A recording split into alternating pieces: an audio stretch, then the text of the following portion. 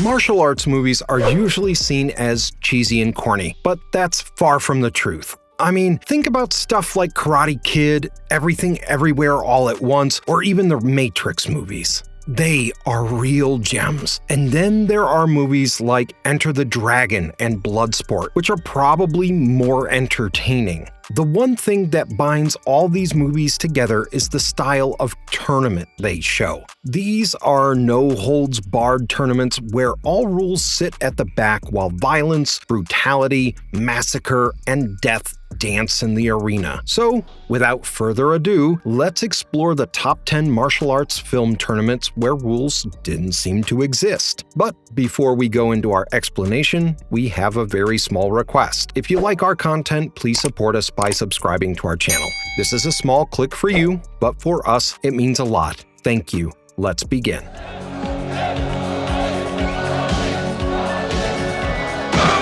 The Kumite, Bloodsport, 1988. Frank Dux, the protagonist in Bloodsport, played by Jean-Claude Van Damme, is portrayed as a U.S. Army captain trained in ninjutsu by his sensei, Senzo Tanaka. After gaining Tanaka's trust, Dux becomes a member of the clan and is invited to the Kumite, an underground martial arts tournament in Hong Kong. Despite objections from his superiors, Dux goes AWOL to compete in the tournament. The movie is based on Dux's alleged real-life experiences, or shall I say claims, of Mr. Dux. In reality, Frank Dux claims to have trained as a ninja under Tanaka and won the secret Kumite in 1975, which he later used as inspiration for Bloodsport. He also asserts he served in the U.S. Marine Corps Reserve and carried out covert CIA missions. However, these claims have been wildly disputed. Military records show no evidence of overseas service or awards, and several high-ranking officials, including CIA leaders, have dismissed his claims of covert work. Dux maintains that his records were sabotaged to discredit him, but his stories have been questioned by various authors and military personnel. The existence of both the Kumite and Senzo Tanaka remains unverified, casting doubt on Dux's legendary claims. Yet, there are other sources that speak of Kumite and say that it very well exists. Before I get into it, a full-contact Kumite, as seen in the film, is really a no-holds-barred tournament where people might kill their opponents. Sometimes, even cheating is allowed. According to Frank Dux, the secretive martial arts tournament was held in Nassau, Bahamas, in 1975. Not Hong Kong as depicted in Bloodsport. The existence of this tournament has been a source of controversy, with critics questioning the legitimacy of Dux's claims. However, several organizations, such as the USA Martial Arts Hall of Fame, Black Dragon Fighting Society, BDFS, etc., acknowledge the Kumite's existence. So, according to these real-world sources, the Kumite is described as a full-contact event held every 5 years at a private location sponsored by the now disbanded International Fighting Arts Association. Though the IFAA no longer exists, its legacy continues through the BDFS, a derivative affiliate that acknowledges Dux's championship titles and world records. The BDFS, featured in Bloodsport, is listed as a Kumite sponsor on its South African website and supports Dux's claims. While online information about the IFAA is scarce, the endorsement by martial arts organizations lends some credibility to the story of Kumite.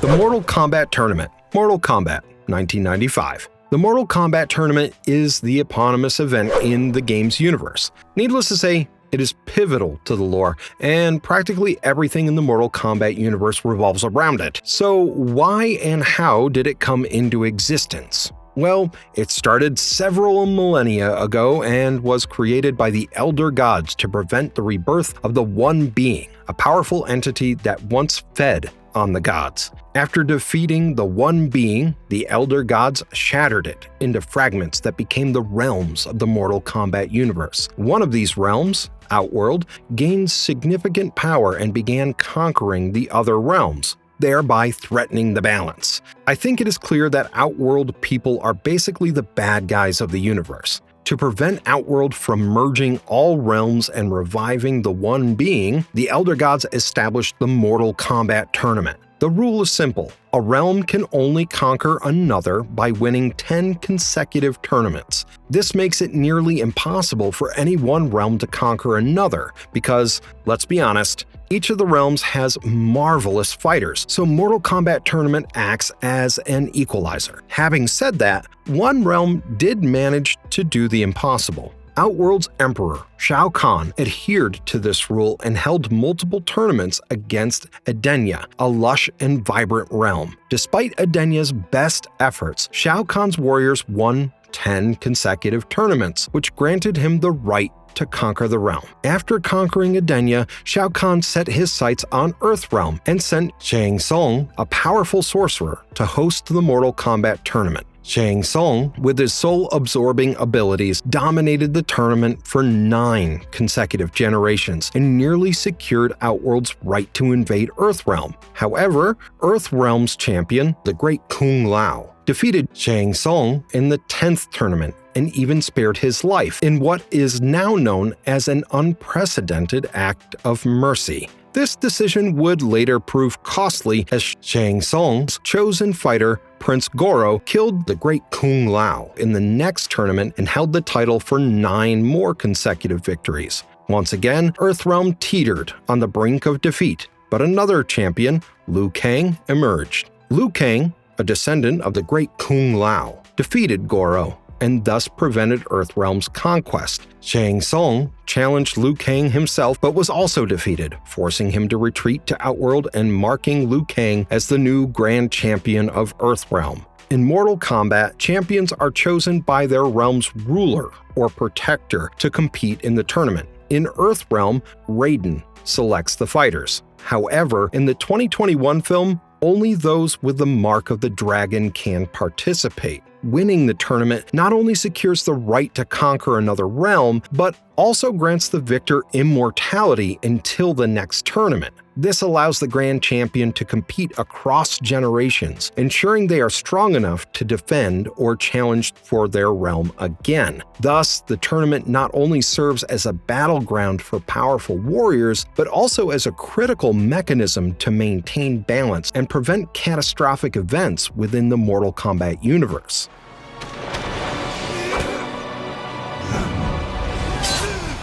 The King of the Iron Fist Tournaments, Tekken 2010. So, the King of the Iron Fist is also the title of the champion and the name of the tournaments of the Tekken games. At 5 years old, Kazuya is thrown off a cliff by his father, Heihachi, in an excruciatingly brutal test of strength to determine his worth as an heir to the Mishima Shiabatsu. Surviving the fall but left with a large scar, Kazuya's latent devil gene activated, which granted him immense power and a thirst for revenge. He grew into a formidable fighter, undefeated in martial arts tournaments, except for a draw against Paul Phoenix. Years later, Heihachi announced the King of Iron Fist tournament. Kazuya, now a powerful champion, entered and battled his way to the final round, where he faced Heihachi atop the same cliff. Empowered by the devil gene, Kazuya overpowered his father, leaving him unconscious. In a final act of vengeance, Kazuya threw Heihachi off the cliff and claimed control of the Mishima Shiabatsu, completing his rise to power. Several other tournaments took place later on, but in the 2010 Tekken movie, the world is divided among 8 megacorporations, the Tekken Corporation controlling North America. The corporation's chairman, Heihachi Mishima, sponsors the King of Iron Fist tournament, offering fame and fortune to the winner. Jin Kazama, a rebellious youth living in the slums known as the Anvil, seeks revenge against Tekken after his mother, Jun, is killed by the corporation's elite force, the Jackhammers. Discovering that Jun was once an Iron Fist fighter, Jin enters the tournament by defeating martial law. Sponsored by Steve Fox, he befriends fellow fighter Christy Monteiro and survives an assassination attempt by Nina Williams. orchestrated by Kazuya Mishima. Determined to win the tournament, Jin vows to kill both Heihachi and Kazuya as the tournament progresses.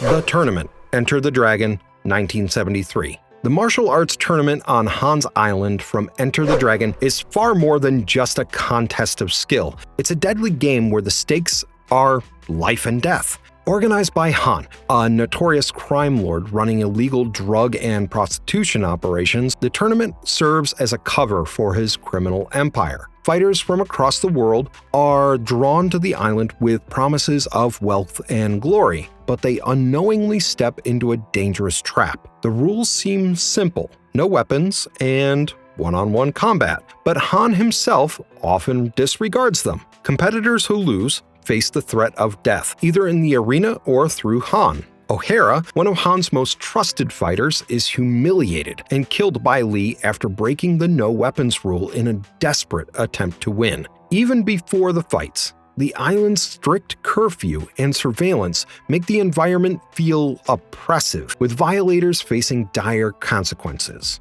The tournament itself is a recruitment tool for Han's empire, seeking to lure the strongest fighters into his criminal operations. Han uses intimidation and fear to force competitors, like Roper, into submission, and shows no hesitation in threatening their lives. Those who resist, like Williams, are brutally murdered. Even the strongest fighters, including Han's chief enforcer Bolo, are not immune to the bloodshed. Throughout the event, violence and death lurk at every corner. The fighters not only face each other in brutal combat, but also risk being drawn into Han's dangerous web of corruption. With each fight, the true nature of the tournament becomes clear. It is not a contest to crown a champion, but a twisted display of power, where survival is the ultimate prize.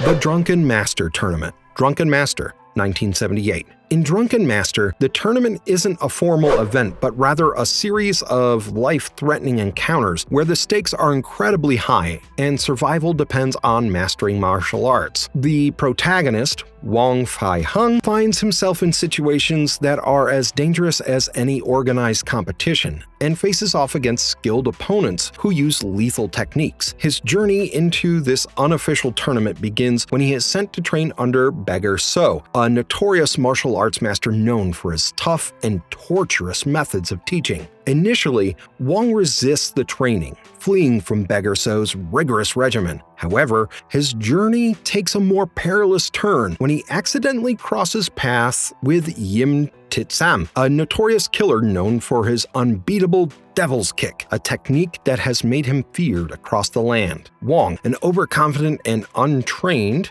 challenges Yim and is defeated and humiliated, which makes him learn that the world of martial arts is more treacherous than he anticipated. As Wong continues his training with Beggar So, the danger escalates when Yim is hired to kill Wong's father, making the conflict personal. The final showdown between Wong and Yim becomes a battle of life and death, where Wong's martial arts mastery is put to the ultimate test. Yim, with his devil's shadowless hand, proves to be a formidable opponent whose speed and power push Wong to his limits. The tournament-like atmosphere of the film is defined by the intense stakes. There is no room for mistakes. Wong's ability to adapt and develop his own unique version of the drunken boxing style becomes his key to survival. The fights are brutal, fast-paced, and unforgiving, with each opponent wielding deadly techniques meant to overpower and destroy their adversary. Wong's eventual triumph comes not just from his physical strength, but from his creativity and resilience, a necessity in a world where each battle is more dangerous than the last.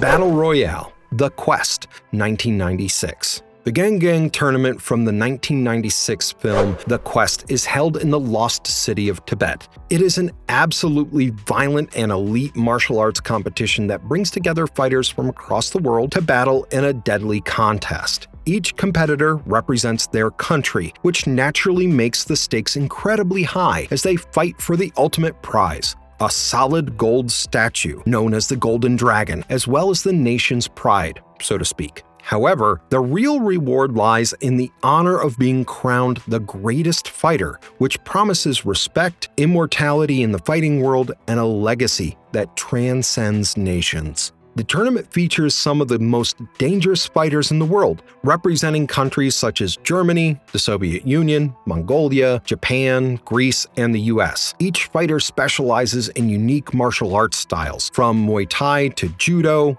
boxing to Kung Fu, which means that the battles are varied and unpredictable. This diversity of fighting styles heightens the intensity, as competitors must adapt quickly to their opponent's strengths and weaknesses or face certain defeat. The matches themselves are vicious, with each fighter pushing their body to the limit. Injuries are frequent and the risk of death is real. The Mongolian fighter, Khan, is particularly feared, known for his brute strength and unrelenting aggression. His sheer dominance in the arena makes him the most dangerous opponent, leaving broken bodies in his wake. It is not just physical strength that determines success in the Gengang, but also a mastery of technique and the ability to endure extreme pain and fatigue. Christopher Dubois, representing the US, faces some serious odds as he enters this deadly contest. Despite his humble beginnings and lack of formal training compared to the elite warriors around him, Dubois has honed his skills through adversity. In his final battle against Khan,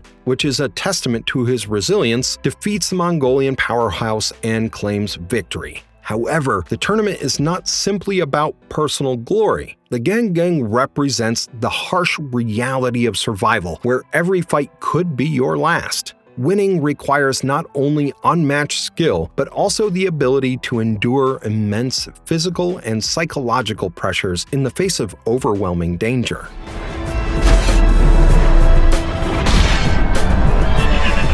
The Tournament of the Phoenix, The Man with the Iron Fists, 2012. In this 2012 movie, the village of Jungle serves as a violent battleground for warring factions. Each of these vies for power and control over a coveted shipment of gold. The most difficult challenge in this obnoxiously mad environment is the Lion Clan, led by the treacherous Silver Lion after he betrays and murders Gold Lion, the original leader. The stakes heighten with the arrival of skilled mercenaries and deadly fighters, including Brass Body, whose unique ability to turn his skin into metal makes him nearly invincible. Among the most dangerous participants in this chaotic struggle are the Deadly Geminis, warriors tasked with guarding the gold shipment. Their impressive fighting skills are ultimately thwarted by Poison Dagger's cunning, who assassinates them with mercury-tipped weapons. The Lions claim victory by seizing the gold, but the battle for control has only just begun. It is now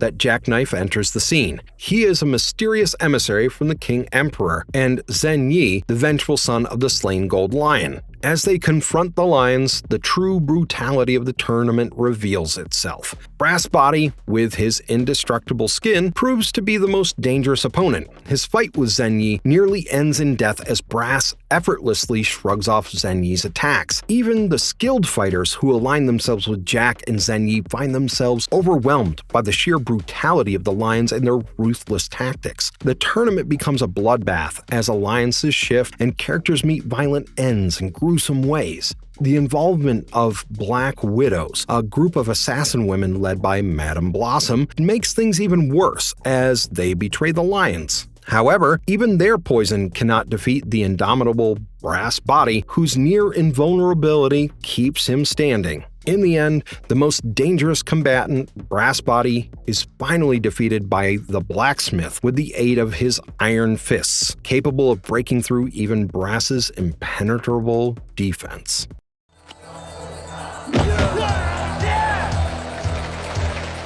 The Tournament of Champions, Kickboxer, 1989. The Tournament of Kickboxer is another deadly and nefarious contest where the unfiltered violence of Muay Thai rules. The setting moves from traditional arenas to harsh realities of backroom deals and underground rules. You could say that the center of this dangerous tournament is Tong Po, the undefeated Muay Thai fighter whose viciousness knows no bounds. His training methods, such as kicking concrete pillars, serve as a warning to his opponents. And if you are into the Tournament of Champions, you are bound to know that this guy means business, and you'd be a fool to take him lightly. Tong Po is both feared and revered for his sheer power, and anyone who steps into the ring with him faces extreme danger. The fight between Tong Po and Eric Sloan is not a fair match, but an execution. Eric's overconfidence blinds him to the true brutality of this underground tournament, and once the fight begins, Tong Po dominates,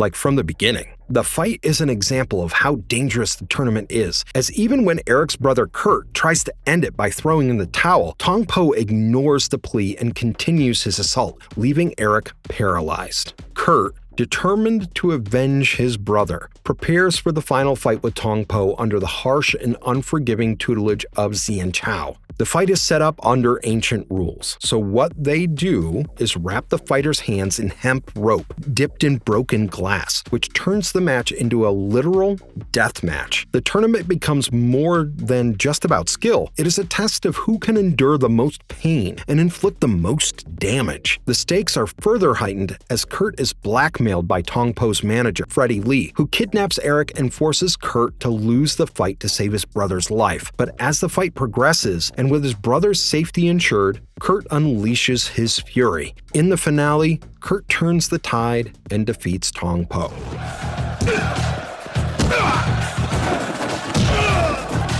Underground Fighting Tournament, Ong Bak Muay Thai Warrior. The Underground Fighting Tournament in Ong Bak is an intense, dangerous event where super deadly, no-holds-barred matches take place. Set in a shady Bangkok bar, it attracts dangerous criminals, street hustlers, and gamblers, all eager to witness fighters brutalize each other for the crowd's amusement. The fighters who participate are, of course, skilled, ruthless, and desperate. And it is these guys who make the tournament a perilous environment where everyone risks their life and limb for money and respect. When Ting, a Muay Thai expert from a rural village, enters the tournament to recover the money stolen by his cousin, he immediately makes an impression. Despite his reluctance to fight for sport, Ting is forced into the ring and defeats the reigning champion with ease. His skills capture the attention of Kamtuan, a powerful and malevolent crime lord who controls the tournament. Needless to say, no situation ever got better with the involvement of high-end criminals. Anyway,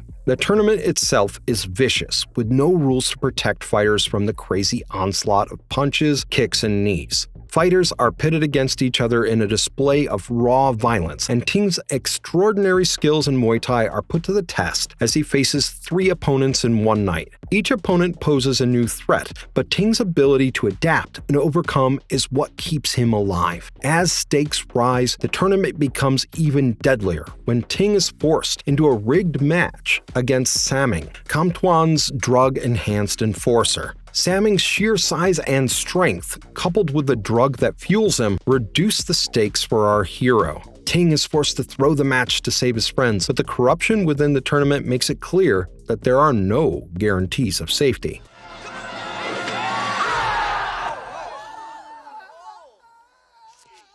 The Tournament of the Lion, Lionheart, 1990. The Underground Fighting Tournament in Lionheart is where participants engage in no-holds-barred combat for the entertainment of the wealthy elite. These matches are far from regulated, so it is obvious that they are a dangerous and deadly environment for the fighters involved. Organized by Cynthia, a promoter with mercy within her, the tournament attracts fighters from different disciplines, all looking to make quick money or earn a reputation, but the risks are extreme. Combatants face life-threatening injuries as the fights are fought with no restrictions, and many leave permanently disabled or worse. The tournament settings are unconventional and add to the danger, from cramped squash courts to shallow pools and even streets. Each fight pushes the combatants to their physical limits, and there are no safeguards in place to protect them. Fighters like Lion face not only the physical challenge of their opponents, but the possibility of long-lasting injuries.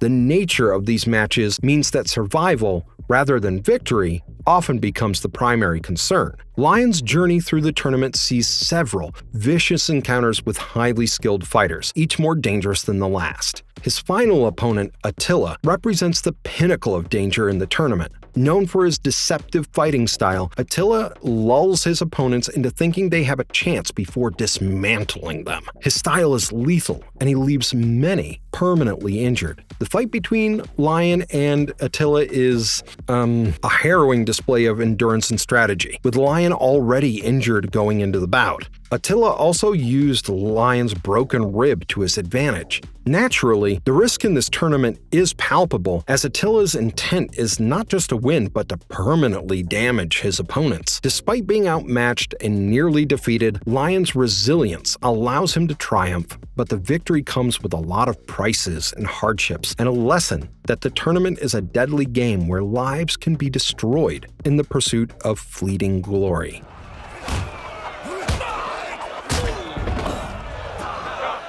The illegal underground tournament, Undisputed 2, Last Man Standing, 2006. The illegal fighting tournament in the Russian prison, dominated by Yuri Boyka, is an unforgiving and dangerous underground event where the stakes are high and the consequences of losing could mean more than just defeat. Inmates are forced into brutal mixed martial arts matches, organized by corrupt prison officials who exploit the fighters for their own financial gain. It does not take a Sherlock to figure out that the tournament is not about honor or fair competition. It's a vicious environment where fighters are often manipulated, drugged, or coerced into participation. Boyka, known for his deadly combination of grappling, kicks, and throws, rules the ring as the undisputed champion. His reputation in the fights makes him a feared opponent, and he approaches each match with a well-honed style designed to humiliate his adversaries. The prison officials, led by Warren Markov and mob boss Gaga, thrive on the chaos of the matches.